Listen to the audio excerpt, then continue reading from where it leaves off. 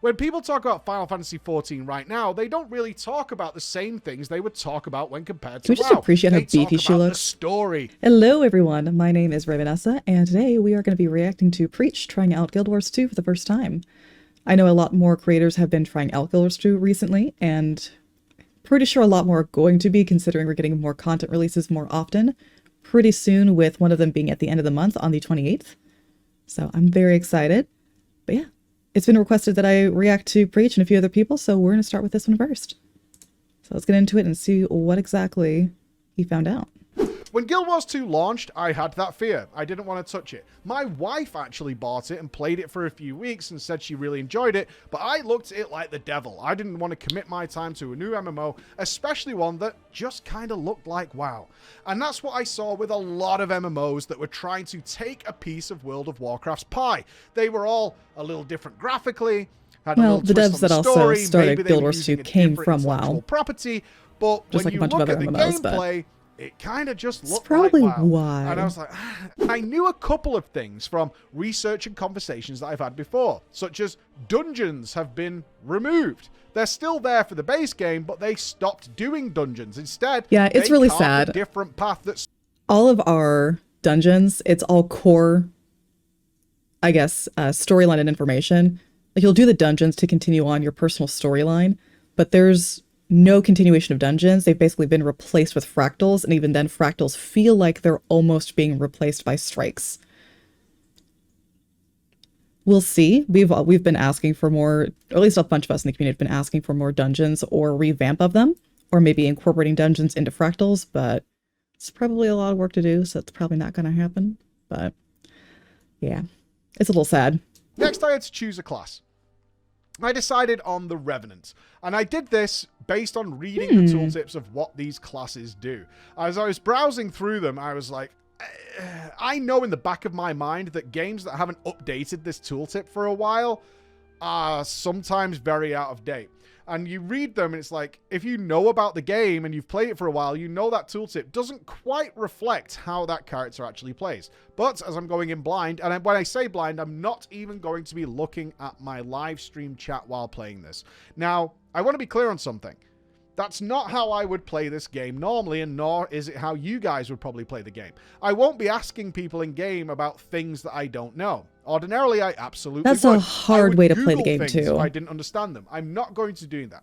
Now, the reason I'm doing that... I hate to keep pausing, but Guild Wars 2 is one of those games where it can be very, very overwhelming for new players, especially since not a lot of information is really readily available for you or like quickly explained to you like it is in, say, tutorial modes for other MMOs or just other games in general.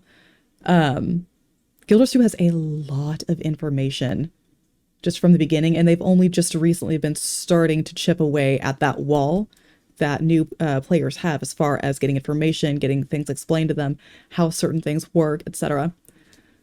But they only started really doing that just before EOD, and even then, we're just now getting more quality of life things for both new players and veterans. So, character creation, pretty good. Good 7 out of 10. The Lots thickest of of lips. customization, lots of tattoos. Alright, I've just seen it, and I hate you guys. The crawlers are here, and you're all dressed as rats.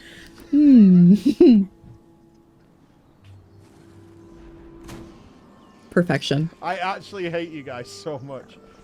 I actually detest you guys so much. I really, really hate you all. It's been 5 minutes. They're throwing toilet paper at him. I'm not a rat. And the first thing I noticed is I'm not at a quest hub. The initial quest I got was very much what I would expect from any MMO, but then immediately I realized this is not how Guild Wars does its leveling. Instead, it's very much like a Ubisoft open world game. Now, don't be deterred by that. What I mean is there are scouts around with little telescopes on them on the map, and if you click them, they'll sort of unveil different areas and activities to do within them. Now, there is a map completion we'll get to later for each zone. You can complete every activity there, but what's more important is the quests are presented to you at random. I really, really like this. Yeah, that was one of the things that confused me the absolute most when I first started playing Guild Wars 2. For context, I've been playing Guild Wars for like 5 or 6 years now. I think it was just after Heart of Thorns was released. Probably longer than that then. But but I came from like ESO, WoW, other just games in general where like it's a very clear cut questing system. It may be slightly different from each other. Like you have a quest log, you have things you can choose from, you can like go to different quests, or you have to complete certain ones to move on to others.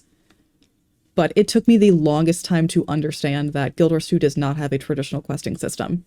Like you have to go around and search for things to do. Because instead of going to an area, so if we look at it from a World of Warcraft style and an FF style, where you go to an area and there's just I'm glad that he likes that, though. Not many people are pick them all up and start down for that because they're so used to that other system. Each zone, and I had my guys have a look at this, has roughly 60 in each zone. Random events that can occur. And these happen just by walking around and bumping into stuff. So by the time I got my first quest, which was, hey, go here and check this out, I had done passively 4 or 5 different quests. And these quests were pretty engaging for the most part. And some of those don't happen in the exact order they need to be in a certain time frame. Other quests do not happen. But it's one of those games where you're trying to do a task and you're just constantly being waylaid. If you're not disciplined, you're constantly waylaid by different interesting things to do. You'll be turning into different creatures. Mail. You might Hold end up on. in a drinking game. You're doing all His kinds mail of things. Now, not is everything is at wonderful 8. for sure. One minor criticism I would have. He's already waiting on so much mail. The heart system to unlock NPCs. Ultimately, I stopped checking these guys completely because every time I did, they basically sold trash. Like a bit of food, some scraps of something, nothing that I consider personally worthwhile, although it was nice to find out that experience bonuses do stack, and I have a fondness for that. So that was really cool, but ultimately I ended up doing them for map completion rather than because the NPC was worthwhile to unlock. And my fear at this point is, and I'm going to be explaining this from like my first day of play. Oh, Jesus, that bunny face. I will say those heart vendors, sometimes if you're really keen on getting all of the skins in the game, some of those heart vendors, you can only get certain skins by going to those vendors, or certain crafting materials by going to those vendors, and you can't get them anywhere else. So they're useful later on, but pretty early on, it's just trash. So is that I'm going to miss something important because the game has kind of taught me not to bother checking these NPCs anymore. I checked the first 10 or 12. Mainly it's because it could just use a coat of paint, ArenaNet. It really could. It's their UI. It actually reminded me of the old Star Wars RPGs. It's a very retro UI. And it was off-putting. And I think it would be very off-putting to any modern players who come into that game to check it out and be like, oh, this reminds me of like an old Windows. Yeah, it's definitely the old fantasy, but without the nostalgia of it. Because it is that style. A few hours in, inventory became a real problem. Now, thankfully, because I got the Inventory Epic Wars. Edition, which contained the expansions, I got given a bag in my mailbox because I'd bought that game, which I hadn't. They provided it for me. Not everybody's going to get that, especially when trying out the base game, which is free. That's not going to happen. And you are given very limited backspace. And what they do is kind of constantly flood you with loot. It was a lot. And I honestly didn't know what to do. It used to be so much worse. It's still pretty bad when you're a new player because things don't convert as easily to these kind of bundles of certain tiers of gear. So it used to be where your inventory forever would load up like this. Now they've got it to where there are certain types of like gear bundles, like certain like either green gear, blue gear, golden gear, where it'll shove everything together and then you open them and then from there it pulls all of this up at random. But the entire game used to be nothing but this, and inventory management was an absolute nightmare. And it still is for the lower levels until you hit 80 or get into the later content. Do with it. Also, all the level up rewards still give you stuff like this instead of converting to those bundles. I wish they would convert all of the level up rewards, like all the chests you get from those. A lot of them have things like this, and they just put the actual items in your inventory as opposed to converting as like bundles of stuff you can open later, or things that are easily, I guess, salvageable. Sorry, to continue on this, it's one of those things where ArenaNet is really good at adding in new quality of life things, but then really bad at completely removing the old system from everything. I don't know if they just aren't able to yet, or if there's a problem in doing that, but it feels like every time we get an update, it's a quality of life thing. There's still a relic of it somewhere, and then that relic on its own is still incredibly annoying to deal with.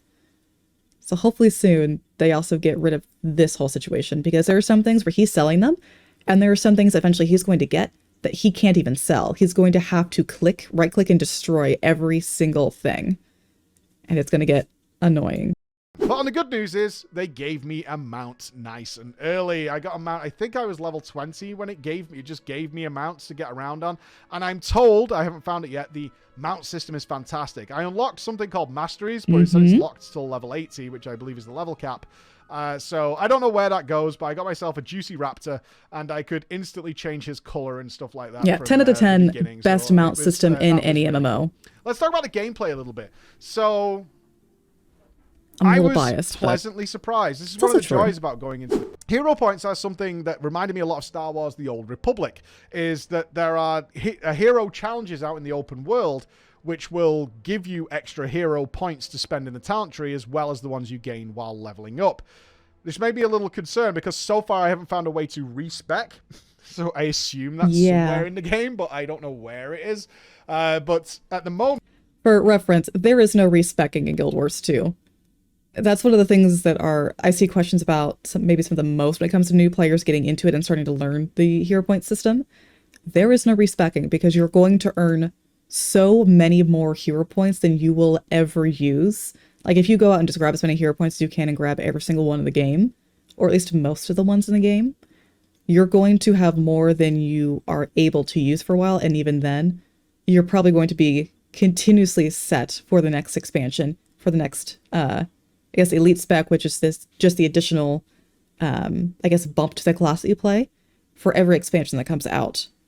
So you're going to have way more than you will ever use, most likely, or at least you're not going to be hurting for hero points anytime soon. So there's no respecing, but you also don't have to worry about running out of them.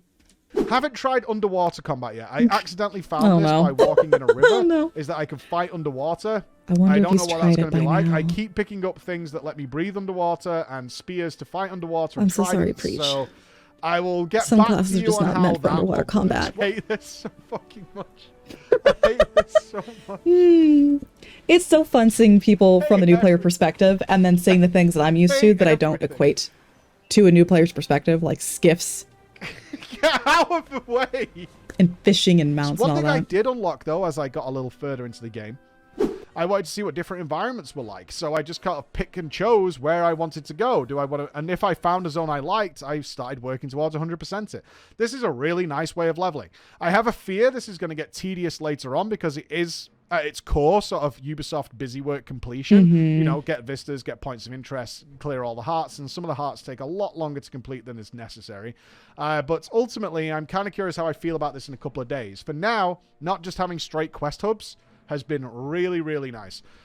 Yeah, that's one of the things that, although they don't have a traditional questing system, and people might be more used to than like that, it makes it feel so much more organic and natural to be able to kind of wander wherever you want to go. Like, if you were to be in a RPG and you were to do whatever, you're not going to just sit in a whole zone or wait until someone tells you to go to some random place in the world before you're ever ready for that type of thing. You kind of just would wander or explore as you go. And if you happen to walk into another area, you walk into another area. Or if you have a certain like idea in mind, or you want to go do something, you're going to wander to that area naturally, or you're going to want to explore on your own. So as one of the things that I don't think about that often is how others think about the fact that Guild Wars 2 doesn't make you go to other zones the same way that other games like, say, ESO does. I love ESO's questing system. I love the fact that it kind of gets you engaged to kind of move on and move along in the game. But sometimes it does feel a little rushed to where you have to actively avoid the main quest line just to go and do the other things, to explore the zone, figure out the story, all these other things that particular area has to offer, even if you're not necessarily going to try to go and do a full completionist run for the game. Guild Wars 2 is a lot more, like I said, organic in that sense. I'm glad that he's enjoying it. And also the game regularly asking me if... Because it really is like pick a direction and just go. Really cool. And type of thing. occasionally the game would ask me if I wanted to move to another shard that had a fully higher population. Because the shard I was currently on, people had logged out, people had moved on to different zones, and there weren't a lot of players in it. So it's like, hey, we're going to move you over in an hour anyway, but if you want to move over now to a zone that has got a load more people in it, that would be cool. And that worked out really well when I eventually went to try a world boss. World bosses, as everything in the... To be fair, that's a system they're still working on. Because sometimes it will open up a new instance, and there's no one there. Or it opens up the instance, and then you're in it, and then it closes that instance, and you end up going back to the instance you're already in. It's one of those things that, again, it's quality of life thing, but old parts of an old system, or it's not quite working the way as intended.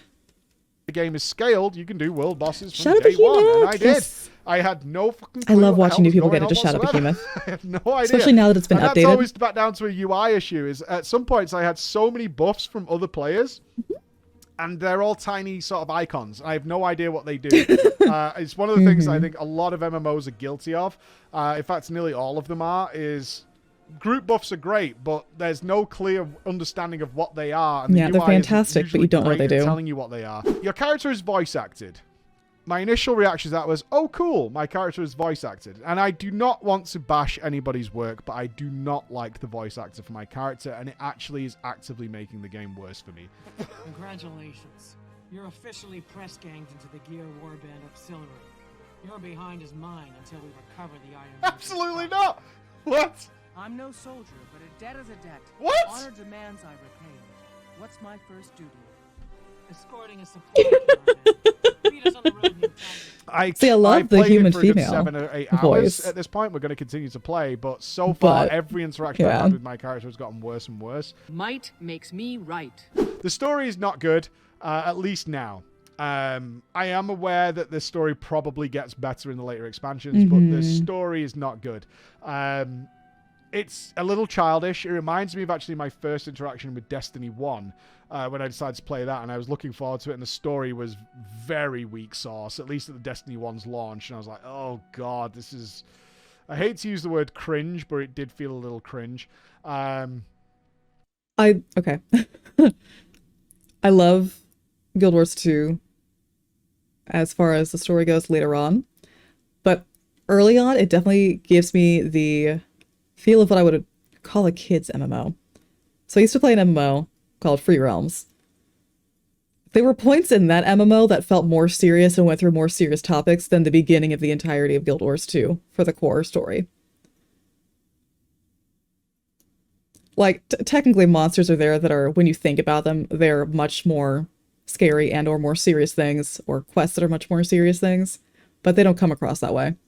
I'm glad he enjoyed his first time, but I hope he does more videos on his continuation through Guild Wars 2, because I do want to see what it's like for him through dungeons and through, like, fractals, and then eventually, of course, as he's going to be going in and raiding, because his whole point of this is to eventually try every MMO and then also get to the point where he is raiding, doing in-game content. So I do want to, I guess, keep up on that to see what he does. But yeah, that's pretty much sums up what I expected for the first time for first Guild War 2 player. I am a little bit surprised though, as far as him actually liking the lack of a questing system. Not many people talk about the fact that the game doesn't push you to other maps too early. I like that it just lets you, you know, be more organic with it, but I don't really hear other people talking about that natural flow into other areas as much. But yeah, I really enjoyed it. That was good. I'm gonna have to keep up on that, but yeah. So I'm gonna end it here. I've got a lot more content coming in, got more reacts, got more guides coming in. I know I've been a little bit sad on the uploads. But finally, it is done with the holidays. All the personal things are done. So we're going to get back into the regular scheduled content, more guides, pulling up some stuff from ESO. So we've got the new stream schedule with ESO on Mondays, and then just a variety of MMOs after that. But at the moment, we're doing ESO to kind of catch up for June when Necrom comes up. And then the rest of the week is Guild Wars 2 as normal. So, but I will see you guys later. Bye! We've got going to come back to WoW and FF14 shortly, but now it was time to jump The perfect into Guild chest Wars shot. 2.